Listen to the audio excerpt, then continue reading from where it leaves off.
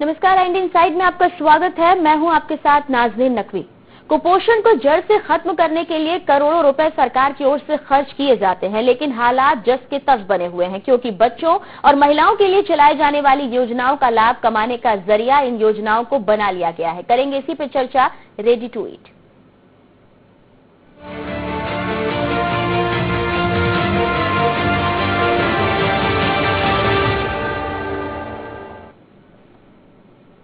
छत्तीसगढ़ सरकार द्वारा कुपोषण जैसे गंभीर बीमारी को पूरे प्रदेश से जड़ से उखाड़ फेंकने के लिए हर संभव कोशिशें की जा रही हैं, जिसमें से एक महत्वपूर्ण योजना रेडी टू ईट को माना जाता है। और राज्य सरकार द्वारा हर साल कुपोषण को मिटाने के लिए करोड़ों रुपए खर्च किए जा रहे हैं, लेकिन उन तमाम कोशिशों का फायदा इन्हें नहीं मिल पा रहा जिन्हें मिलना चाहिए। ताजा मामला सारंगढ़ से सामने आया, जहां रेडी टू ईट योजना में जमकर धांधली चल रही है। योजना के नाम पर बच्चों की जिंदगी से खिलवाड़ किया जा रहा है।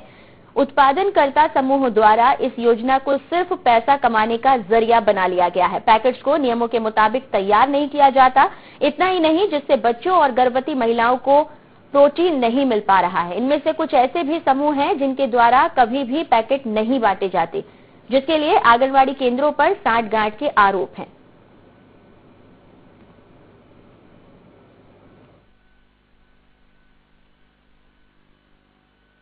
अच्छा, वो रेडी टू ईट देते तो मतलब कैसे रखे? दलिया देते हैं, पताड़ी हो जा रहे थे। किया लग जा रहे थे? हाँ, किया। वो लोग कैसे करता? घर वाला देथन चाहे फेंक देथन। कहाँ के देते तुम लोग? ग्वालेंगे। कैसे रखे और क्वालिटी कैसे रखे? क्वालिटी अच्छा नहीं रहा। खाते बोला? नहीं खाए। तो वो कता दिन में मिलते हो? कितना? वो तो 15 दिन, 2 हफ्ता, 1 महीना भाग जाते। नहीं दो है? आंगनबाड़ी करता मतलब कसा तुम निकल बारे में कुछ नहीं कहा हम बोला काबला बारी मारबो हम मारबे नहीं करे मन करवा। हाँ, पूर्व में 20% स्व सहायता समूह का रेडी टू ईट का नमूना भेजने का प्रावधान था, लेकिन अभी वर्तमान में पूरे 100% जितने हैं उनके नमूने भेजे जाते हैं। और इसमें पर्यवेक्षकों को मुख्य रूप से जिम्मेदारी दी गई है शासन के द्वारा। उसमें उनको पर्यवेक्षक को जब रेडी टू ईट समूह निर्माण करते हैं उस समय उनको जाना है और जाकर उनका चखना भी है नमूना को और मिलान भी करवाना है कि सही मात्रा में उन लोग सारी चीज मिलाए। और जहां जहां शिकायतें प्राप्त होती है उन पे कार्यवाही भी की गई है। पिछले वर्ष में 11 रेडी टू ईट स्व सहायता समूह को यही नमूना फेल होने के कारण निरस्त किया गया। प्रत्येक विकासखंड में बीएमओ और सीडीपीओ के द्वारा मुख्यमंत्री बाल संदर्भ के कैंप लगाए जाते हैं। साथ ही साथ हमारे यहाँ एनआरसी भी है। तो योजना चलाई जा रही है, राशि खर्च की जा रही है, लेकिन लगातार भ्रष्टाचार की शिकायतें भी सामने आ रही हैं। लेकिन ये भ्रष्टाचार कैसे हो पा रहा है, एक नजर आपको दिखाते हैं कि नियमानुसार रेडी टू ईट पैकेट्स में सामग्रियों का मिश्रण न करके इसमें धांधली की जा रही है। बच्चों, गर्भवती महिलाओं, किशोरियों की दर्ज संख्याओं के हिसाब से पैकेट नहीं बांटे जाते, जिससे जो पैसा बचता है वो कहीं न कहीं जिन पे जिम्मेदारी है उनकी जेबों में जा रहा है। आंगनवाड़ी कार्यकर्ताओं से मिली भगत करके कम पैकेट्स दिए जाते हैं। पैकेट्स तैयार करने के लिए समूहों को हर महीने शासन की तरफ से 5 रुपए किलो में गेहूं दिया जाता है। उसे समूहों द्वारा मार्केट में बेचा जा रहा है। तो इस तरह के आरोप निकलकर सामने आए हैं, लेकिन जिम्मेदार इन आरोपों पर क्या कुछ कहते हैं, आखिर धांधली का ये खेल कैसे चलाया जा रहा है, इस पर हमारी चर्चा रहेगी। और अधिक जानकारी के साथ हमारे सहयोगी मेघनाथ जुड़ गए हैं। मेघनाथ, आपसे जानना चाहेंगे, आखिर भ्रष्टाचार संबंधी शिकायतें किस तरह से उजागर हुई है, कैसे सामने आई, हितग्राही क्या कुछ कहते हैं? ये जो पूरा मामला है वो छत्तीसगढ़ राज्य सरकार द्वारा जो योजना चलाई जाती है रेडी टू ईट योजना, उसको क्या है, जिला जो महिला बाल विकास समूह महिला बाल विकास होती है वो आवंटित करती है समूहों को। जैसे कि 6-7 गाँव मिलाकर एक समूह को उसको दिया जाता है कि आप लोग इस 6 गाँव में रेडी टू ईट का वितरण करेंगे। तो ये जो समूह होती हैं वो क्या करती हैं, रेडी टू ईट का वितरण को धांधली बना के पूरा रखे भ्रष्टाचार कर रहे हैं। जो कुपोषित के लिए जो राज्य सरकार जो चला रही है योजना, उसका लाभ जो बच्चे लोग को नहीं मिल पा रहे हैं। मेघनाथ, आपसे जानना चाहेंगे, जिस तरीके से मार्केट में गेहूं बेचने की बात सामने आ रही है, क्या ऐसे दुकानदारों से संपर्क हो पाया है? ऐसे दुकानदारों के बारे में जानकारी मिली है जो इस तरह से गेहूं को खरीदते हैं, जो यहाँ पर हितग्राहियों के लिए आता है? जी, ये बिल्कुल सही बात है। ये रात के अंधेरे में होता है। जैसे कि जिस हर महीने जो रेडी टू ईट समूह होते हैं उनको हर महीने राज्य सरकार के द्वारा 5 रुपए किलो में 100 कुंटल 150 कुंटल जो गेहूं का आवंटित किया जाता है बच्चों को रेडी टू ईट बांटने के लिए, उसको ये लोग क्या करते हैं, बच्चों को तो बांटते नहीं है, रेडी टू ईट योजना का जो पैकेट उसको बनाकर बांटते नहीं है, तो उसको ये लोग महीने के महीने 150 कुंटल 200 कुंटल मार्केट में बेचते हैं। तो जो 5 रुपए किलो में जो इनको जो गेहूं मिलता है उनको ये लोग मार्केट रेट में बेच देते हैं, मान के चलो 15 रुपए रेट से बेचते हैं। तो उनमें उनसे ये लोग हर महीने 1.5 से 2 लाख रुपए आराम से कमा लेते हैं। मेघनाथ, जानना चाहेंगे जो परियोजना के अधिकारी हैं वो क्या कुछ कहते हैं, उनके द्वारा क्या जानकारी आपको मिली कि किस तरीके से योजना को वो संचालित कर रहे हैं? शिकायतें तो उनके पास भी आई होंगी। देखिए, यहाँ जो महिला बाल विकास सारंगगढ़ कोसी परियोजना में जो स्थित है, जो प्रभार पे हैं या जो यहाँ के अधिकारी हैं, वो सब इस चीज को अच्छी तरीके से जानते हैं किस तरीके से यहाँ पर भ्रष्टाचार हो रहा है। किसी को भ्रष्टाचार से कोई कारोबार नहीं है, सबका परसेंटेज बंधा हुआ है, सबको अपनी अपनी जो लागत है जो समूह के द्वारा जो दिया जाता है इन लोग को, उनसे ये लोग संतुष्ट है। इनके मॉनिटरिंग के लिए एक नियुक्ति किया भी जाता है। तो वो क्या करती है, वो नियुक्ति तो किया जाता है लेकिन मॉनिटरिंग के लिए, लेकिन मॉनिटरिंग नहीं करके उनका भी परसेंटेज कहीं न कहीं बंधा होता है। इसलिए ये पूरा जो मामला है वो साठगांठ से चल रहा है यहाँ पर सारंगगढ़ और कोसी। अगर नीचे से लेकर ऊपर तक के अधिकारी इस साठगांठ में लिप्त हैं, जिस तरीके से आपने जानकारी जुटाई कि हर किसी का यहाँ पर परसेंटेज बंधा हुआ है, हर किसी तक भ्रष्टाचार की रकम पहुंच रही है, तो फिर आखिर इस मामले में कौन आगे आएगा, किस तरीके से हितग्राहियों को फायदा पहुंचेगा और शासन की योजनाओं का लाभ भी? देखिए, कहीं न कहीं इसमें राज्य सरकार जो है उसको कड़ा निर्देश लेना होगा इसमें, क्योंकि ये जो योजना है वो सारंगगढ़ रायगढ़ जिले में तो असफल होती नजर आ रही है। जिस तरीके से यहाँ से ऊपर से नीचे ही लोग परसेंटेज पे काम कर रहे हैं यहाँ पर, और जो कुपोषण के लिए जो राज्य सरकार ने एक अच्छा योजना चलाया है रेडी टू ईट का, उसका कहीं ना कहीं जो लाभ जो बच्चों को मिलना चाहिए, जो कुपोषित गर्भवती महिलाओं को मिलना चाहिए, जो किशोरियों को मिलना चाहिए, वो नहीं मिल पा रहा है। यहाँ पर सिर्फ नाम भर का यहाँ पर रेडी टू ईट योजना को चलाया जा रहा है और उसका सीधा सीधा लाभ यहाँ पर जो महिला सहायता समूह चला रहे हैं उनको पहुंच रहा। महिला सहायता सिर्फ नाम की है, इसमें जो महिला सहायता समूह रहते हैं उनमें 11 महिलाएं। और क्या कुछ धांधियां चल रही हैं, आप हमारे साथ बने रहिए। गौतम बंजारे हितग्राही के परिजन हैं, आप हमारे साथ जुड़ गए फोन लाइन पर। गौतम जी, आपसे जानना चाहेंगे जो रेडी टू ईट के पैकेट्स दिए जाते हैं आंगनबाड़ी केंद्रों से, क्या मिलते हैं सही समय पर? जी, बताना चाहूंगा, जिस तरीके से समूह द्वारा रेडी टू ईट का वितरण तो करती है मगर वो सही समय पर अभी तक नहीं की गई। कभी कभी बहुत देरी से करते हैं और वो भी घटिया चीज खाने योग्य नहीं रहता है, क्योंकि रेडी टू ईट के पैकेट को जैसे ही खोलते हैं उसमें छोटे छोटे कीड़ा लग गया होता है, इसलिए उस बच्चों को नहीं देते हैं, क्योंकि इससे बच्चों में सफर नहीं, हाँ मगर अपितु इसके सेवन से जरूर कुपोषित हो जाते हैं।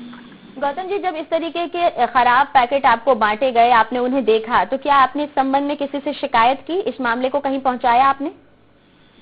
जी मैम, शिकायत करने पर अनुविभागीय अधिकारी यहाँ भी की गई थी, तहसीलदार को बताया गया था, मगर अभी तक उनको द्वारा कुछ भी कार्रवाई नहीं करते हैं। अच्छा, जब आपने शिकायत की गौतम जी तहसीलदार से, उन्होंने कहा क्या कुछ था आपसे? मामले को दिखवाने की बात कही थी या आपसे कोई ज्यादा बातचीत नहीं की थी? हुआ क्या था? प्रश्न दोहराएंगे ना? आपसे तहसीलदार महोदय ने क्या कुछ कहा था जब आपने शिकायत उनसे की?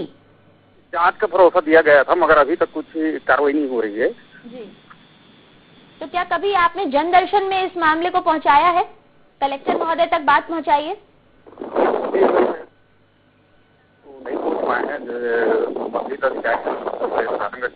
चलिए, धन्यवाद गौतम जी हमारे साथ जुड़ने के लिए। इस वक्त फोन लाइन पर अमितेश जुड़ गए हैं, आप सामाजिक कार्यकर्ता हैं, स्वागत है आपका अमितेश जी। धन्यवाद। अमितेश जी, हम बात कर रहे हैं सारंगगढ़ की, जहां पर योजना चलाई जा रही है रेडी टू ईट की, लेकिन जो हितग्राही के परिजन हैं, हितग्राही हैं, वो ये कह रहे हैं कि खराब पैकेट बांटे जाते हैं। आपकी जानकारी में है ये मामला? सारंगगढ़ जो रेडी टू ईट में जो पैकेट बांटे जा रहे हैं, इनमें इतना स्तर सामग्री का प्रयोग किया जा रहा है सब अधिकारियों की मिली भगत से, कि इसमें शोषण से जो मुक्ति का जो प्रशासन का नारा है वो नारा उल्टा हो जा रहा है। ये उनको और शोषण कर दिया जा रहा है और फर्जी दिखाकर बहुत ज्यादा बिलिंग बनाकर जितने भी स्व सहायता समूह है जो रेडी टू ईट का निर्माण करते हैं वो गुणवत्ता का बिल्कुल भी ध्यान नहीं रख रहे हैं। ये तो शिकायत के बारे में तो जानकारी आपको भी अमितेश, आपसे जानना चाहेंगे, आप सामाजिक कार्यकर्ता हैं, लोगों को न्याय मिल सके, हितग्राहियों को उनका हक मिल सके, इसके लिए आपने कोई प्रयास किया अब तक क्या? जी, पिछले 2 साल में कम से कम आधा दर्जन से अधिक शिकायतें उच्च अधिकारियों के पास है और परियोजना अधिकारी जो भी यहाँ रहते थे 2-2, 3-3 परियोजना इसी गुणवत्ता के नाम से सस्पेंड हो चुके हैं।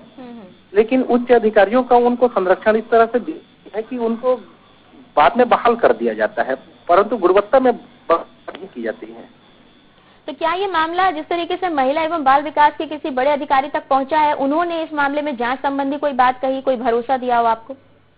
जी, महिला बाल विकास सफेद हाथी हो चुका है छत्तीसगढ़ शासन के लिए। यहाँ पर फर्जी और फर्जी बिलिंग के द्वारा शोषण करना एक आम बात हो गई है और कभी भी उनका इस पर कार्रवाई नहीं करते हैं। स्व सहायता समूह और अधिकारी आपस में मिलकर हैं और लंबी चौड़ी शोषण यहाँ पर क्षेत्रवासियों का कर रहे हैं।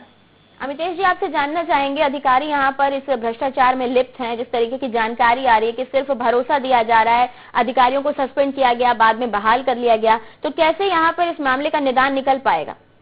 जी, हमारे यहाँ के रायगढ़ जिले में जो कलेक्टर हैं खुद एक महिला है और वो शुरुआत में काफी अच्छा एक्शन ले रही थी, लेकिन पता नहीं क्यों महिला एवं बाल विकास की शिकायतों पर वो गौर करना ही बंद कर दी है। इससे बड़ी दुर्भाग्यपूर्ण बात और क्या हो सकती है। चलिए, बहुत बहुत शुक्रिया अमितेश हमारे साथ जुड़ने के लिए। तो कुल मिलाकर देखा जाए, मामला यहाँ पर सारंगढ़ से निकलकर सामने आया, जहाँ रेडी टू ईट योजना में जमकर धांधली की जा रही है, लेकिन बड़े अधिकारियों तक शिकायत पहुंचने के बाद भी इस पर कार्रवाई क्यों नहीं की गई, इस सवाल का जवाब लेंगे। फिलहाल रुक रहे हैं छोटे से ब्रेक के लिए, जल्द लौटेंगे। ब्रेक के बाद एक बार फिर से स्वागत है। हमारे सहयोगी मेघनाथ हमारे साथ बने हुए हैं। मेघनाथ, जिस तरीके से मामला निकलकर सामने आया है, 15 समूह यहाँ पर संचालित किए जा रहे हैं, आपसे जानना चाहेंगे क्या कोई भी ऐसा समूह है जो सुचारू रूप से अपना काम कर रहा हो? जी बिल्कुल नादरीन जी, यहाँ एक समूह है जो सारंगढ़ में स्थित है, दुर्गा स्व सहायता समूह करके, वो अच्छी तरीके से यहाँ पर काम कर रही है। यहाँ पर जो सारंगढ़ है स्थित, वहाँ पर जो कुपोषित बच्चे हैं उन पे जो कमी आई है, लेकिन जो बाकी के 14 समूह यहाँ पर है सारंगढ़ और कोसी परियोजना में, वो बिल्कुल निष्क्रिय तरीके से काम कर रहे हैं, जिसमें आपको नाम गिना देना चाहता हूँ। ग्वालिंडी, छोटे कोसीर, मलदा, दानसरा, बरदरा, जिल्डी, पाकेडी, तिमर लगा, ये सारंगढ़ परियोजना के अंतर्गत आता है।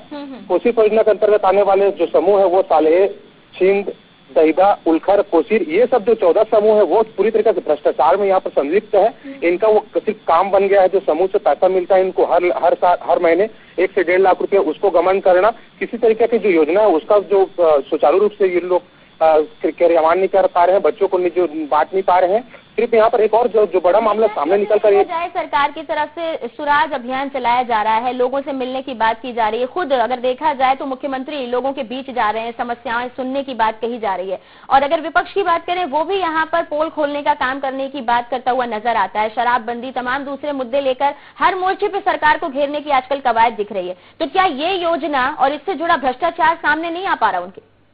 जी बिल्कुल, ये योजना जो है वो कहीं न कहीं जो बड़े नेता के गुर्गे हैं वो चला रहे हैं। इस कारण इस जो योजना में जो भ्रष्टाचार हो रहा है वो खुलकर सामने नहीं आ रहा। मैंने जैसे कि कहा कि यहाँ पर 70% बंधा हुआ है। अगर किसी की शिकायत करने जाओ तो वो पहले से फोन आ जाता है कि आपके यहाँ पर शिकायत करने गया, तो जिला स्तर से फोन आता है कि आपके यहाँ किसी फलाना आदमी ने शिकायत करने आया तो उससे आप बात कर लो। तो इस तरीके से जो जिनके पास हमको शिकायत करने जाना है वो पहले से इन लोगों के पास सक्रिय होकर बता दिया जाता है कि आपके समूह के खिलाफ यहाँ पर शिकायत किया जा रहा है। तो इस कारण डर के मारे कोई आदमी शिकायत नहीं करना चाहता। जो शिकायत करते हैं, जनप्रतिनिधियों से चर्चा तो की जा सकती है मेघनाथ, हितग्राही अपनी बात और शिकायतें बार बार कर सकते हैं। सारंगढ़ की जो विधायक हैं वो क्या कुछ कहती हैं इस मामले में?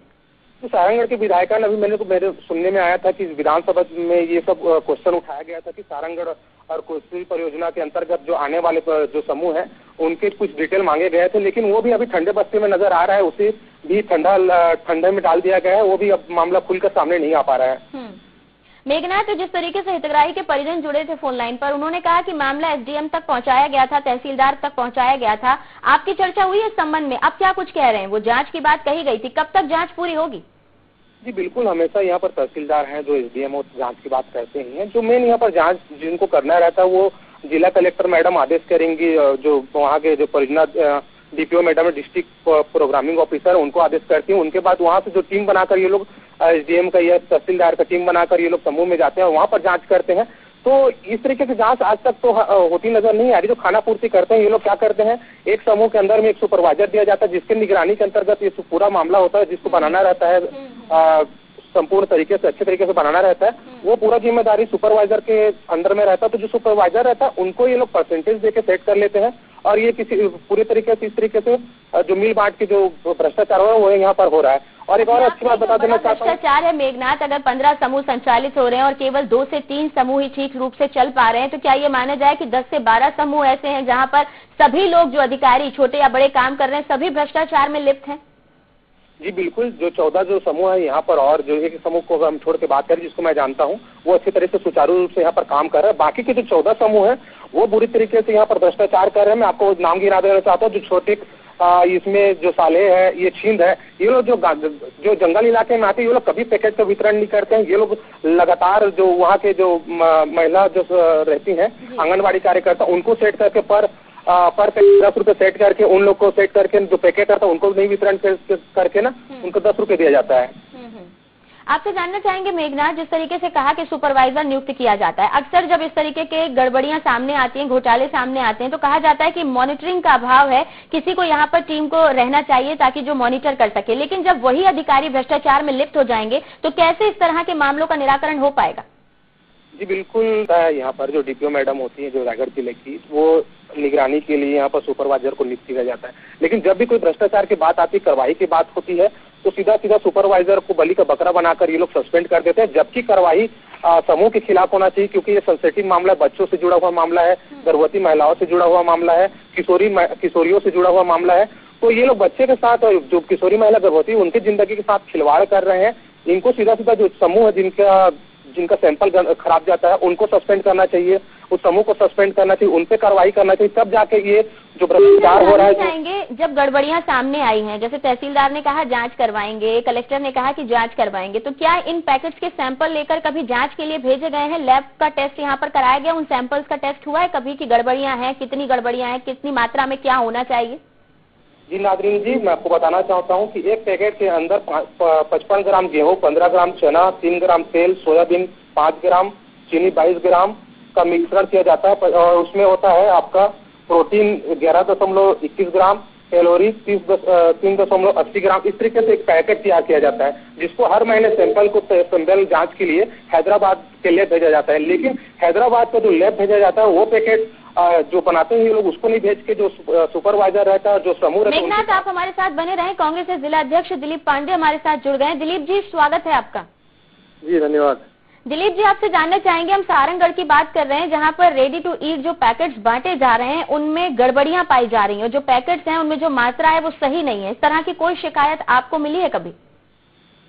शिकायत जब मैं जिला पंचायत में था तो 50 बार उसकी शिकायत मिली है, उसकी मात्रा को लेकर के। जो महिला समूह सप्लाई किया करते थे उसकी गुणवत्ता और मात्रा को लेकर के हमेशा शिकायत मिली है। जी, तो शिकायत आप तक पहुंची, आपने क्या कुछ किया कि शिकायतों को दूर किया जा सके और हितग्राहियों को फायदा पहुंचाया जा सके? जिला पंचायत में जब मैं था तब की शिकायत है, अभी सारंगगढ़ की शिकायत तो मुझे मिली नहीं है। जिला पंचायत में हम लोगों ने जांच कराई थी और गुणवत्ता में सुधार करके मात्रात्मक सुधार किया था। आपको नहीं लगता सर, यहाँ पर जिस तरीके से धांधलियां की जा रही हैं, 15 समूह संचालित हैं जिसमें 14 में गड़बड़ियां हैं, भ्रष्टाचार की भी शिकायत है, हितग्राहियों को फायदा भी नहीं मिल रहा, तो इस तरह के मामले लेकर आपको सरकार से सवाल पूछने चाहिए, वहाँ के जो विधायक हैं उनसे सवाल पूछने चाहिए कि आखिर गड़बड़ियां क्यों हो रही हैं? देखिए, रेडी टू ईट के मामले में जिला कांग्रेस कमेटी हमारी योजना बना रही है और सारंगगढ़ नहीं पूरे जिले में रेडी टू ईट को हम मुद्दा बनाने वाले हैं इसी महीने मार्च में ही। और विधानसभा सत्र चल रहा है, हमारे विधायकों को इसके मामले में जानकारी जुटा करके दस्तावेज उपलब्ध कराए जा रहे हैं। जी, तो अब इस महीने इसे मुद्दा बनाया जाएगा, तो ये मुद्दा ही बन के रह जाएगा या वो जो बेचारे लोग लड़ रहे हैं कुपोषण से उनको भी कुछ फायदा आप पहुंचा पाएंगे? क्योंकि ऐसे मुद्दे बहुत सारे कांग्रेस के पास, शराबबंदी को लेकर भी पिछले काफी महीनों से शोर शराबा देखने को मिल रहा है, लेकिन कोई नतीजा नहीं मिल रहा, सिर्फ ही रहा है। देखिए, प्रजातंत्र में विपक्षी पार्टी होने के नाते धरना, आंदोलन, प्रदर्शन और जनहित के बातों मुद्दों को मीडिया के माध्यम से, आपके माध्यम से उठाना ही हमारा काम है। हम कोई डंडा लेकर के तो लड़ नहीं पाएंगे शासन से, प्रशासन से। नहीं, डंडा लेके लड़ने से कहीं बेहतर तरीका होता है प्रदर्शन और आंदोलन का। अगर आप गांधीवादी तरीका भी अपनाएंगे उससे भी बहुत बड़ी बड़ी जंग जीत ली है लोगों ने। जी, गांधीवादी तरीका से ही शराबबंदी आंदोलन का कर रहे हैं, उसी तरह से रेडी टू ईट का भी करेंगे निश्चित रूप से। आप कोई आश्वासन दे पाएंगे कि अगर आप इस महीने ये मुद्दा उठाते हैं तो हितग्राहियों को कब तक सही मायनों में फायदा मिलने लगेगा? जब तक सरकार जागेगी तब तक आंदोलन करते रहेंगे, जब तक नहीं जागेगी तब तक उनको फायदा नहीं मिलेगा, तब तक हमारा गांधीवादी आंदोलन जारी रहेगा। चलिए, शुक्रिया दिलीप जी हमारे साथ जुड़ने के लिए। मेघनाथ हमारे सहयोगी फोन लाइन पर हमारे साथ हैं। मेघनाथ, दिलीप जी का कहना है कि इस महीने मुद्दा बनाया जाएगा और सरकार को नींद से जगाने की कोशिश करेंगे, लेकिन अगर इस मामले में देखें सरकार की तरफ से पैसा खर्च किया जा रहा है, लेकिन अधिकारियों पर कसावट की जरूरत है।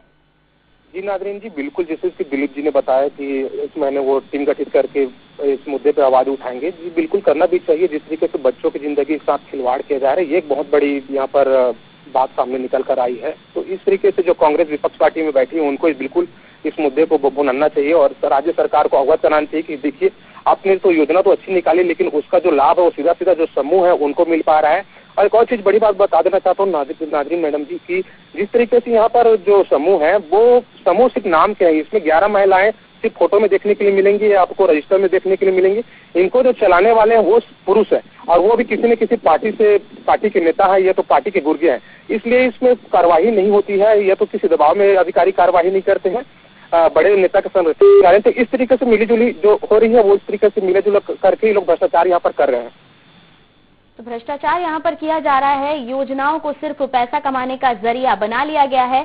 पैकेज को लेकर यहाँ पर नियमों में धांधली की जा रही है। मेघनाथ, बहुत बहुत धन्यवाद जानकारी के लिए। तो सारंगढ़ की हमने बात की जहाँ पर कुपोषण को जड़ से खत्म करने के लिए राज्य सरकार, केंद्र सरकार की तरफ से काफी पैसे खर्च किए जा रहे हैं, लेकिन एक बार फिर से बात वहीं आकर रुक जाती है कि अधिकारी अपना काम बखूबी नहीं कर रहे। अब देखना होगा कि क्या जनप्रतिनिधि अपना काम करने में यहाँ पर कामयाब हो पाते हैं और अधिकारियों से बेहतर काम करवा पाते हैं या नहीं। इसके बाद ये तय हो पाएगा कि हितग्राहियों को फायदा मिलेगा या नहीं। इसी के साथ इंडियन साइड में इतना ही। दीजिए इजाजत, नमस्कार।